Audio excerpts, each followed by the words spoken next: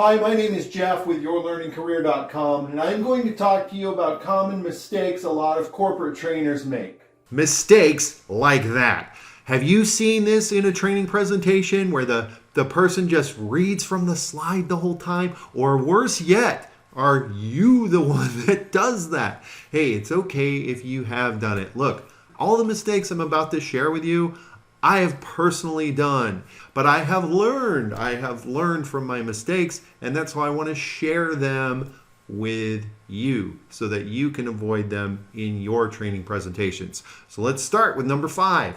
Okay, so this is back safety and safe lifting. I know probably most of you don't want to be here, but this is mandatory, so we'll just make the best of it, okay? Give your audience a reason for being there. Give them a why. Give them a what's in it for me. And no, this training is mandatory is not a good why. When you are working with adult learners, these are busy people. And most of us feel, and I think we all can agree that most of the time when we go to a training class, we feel like it's going to probably be a waste of time because there's a lot of irrelevant information, things that don't apply to me, things that I'll never use. And so that's why as a trainer, it's really important that you tell your audience what it is that they're going to get out of this training session and why they want to be there. Number 4. Okay, so you're going to want to plan ahead, plan the route. So you're going to check the route that you're going to take and place where you will put the load down. Using PowerPoint as a teleprompter. I see this all the time, especially with new presenters or a person who's maybe more of a subject matter expert. They throw all of their notes onto the slide and then they read that out to the audience. It is death. And a lot of times PowerPoint gets a bad rap, but the fact of the matter is PowerPoint is an awesome tool in the right hands. But when you use it like that, then yeah, it is not good. If you need notes, put them in the speaker notes. That's a great thing. There's actually a notes section of PowerPoint that you can put all those notes into. And then if you need to print it, that's fine and have it handy.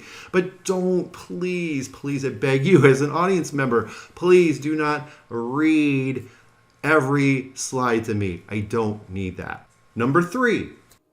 All right, so what are some ways we could make a good first impression? Well, what I do is I always make sure that I come across confident, making it all about me. This was something I was very guilty of when I first started as a trainer because I was all excited about being up in front of the group and I was really excited about sharing my knowledge. And so a lot of times I would do like what you saw and I would just go into all these things about me. Here's what I do. And while yes, it's great to give examples from your own experience, absolutely. But you've got to turn it back. You really need the spotlight to shine on your audience. Give them the opportunity to share their experience. You can use your experience as a kicking off point, but the majority of the time, you really want to be focused on them. Number 2.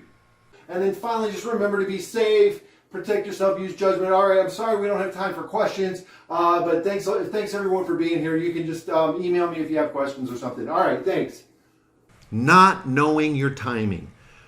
This happens all the time. We go to training sessions and the speaker or the trainer ends up rushing through their last few slides and skipping questions, or they skip slides, whatever, because they didn't plan accordingly. It's like they thought they could cram all this information into this time period, but they never really practiced their presentation to find out.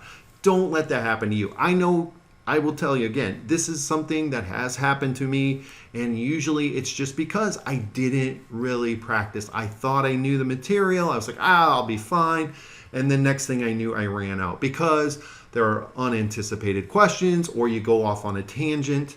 So that's just something you have to be really aware of. The other thing is when you have other speakers in your session, they can throw it off if you let them.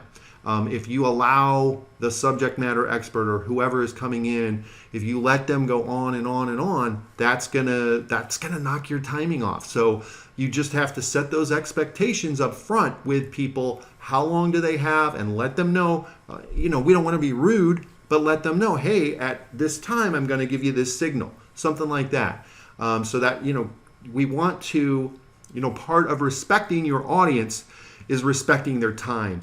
And so I want to make sure I put my material, I have the right amount of material in the right amount of time so we can be done. And actually, if I can, I'd even like to get them done early versus late. And my number one dumb thing that trainers do, I wasn't sure if I had the right room. I have not been in this room before to train, but anyway, so this is the asbestos awareness training. Here. Okay, so wow. Okay, well. No preparation. You've seen this. I know you have, and I hope you're not doing it, but you can't. When you are going to be training, you need to know where you're training. You need to know what equipment is there, and you need to be familiar with it. Like, you don't want to waste your participants' time while you figure out how to turn on the laptop or how to turn on the projector. That's just silly. It's just a big waste of time. So it's up to us as trainers, as professionals, to either come in really early, come in the night before, whatever you need to do to make sure that you are ready to go. You've got the equipment ready. You know how to run it. Practicing, all of that stuff. This goes hand in hand with the timing too. Like, you really need to practice and prepare for your training session. That is my number one pet peeve with trainers and presenters, is that when you can obviously tell they haven't prepared. And again, I am guilty of this. I have gone into presentations not really prepared, and it shows. And I felt, you feel lousy. You feel lousy while you're doing it. You feel lousy afterward because I know I could have done better. So do yourself a favor and just make sure you prepare. All right, so those are my top 5 dumb things that trainers do. And if you recognize yourself in any of these, don't feel bad. We all make mistakes. Like I said, I've made every one of these mistakes myself. We live, we learn. If you want to keep seeing tips like these, make sure to check out my other videos, subscribe, all that good stuff, and we'll see you next time.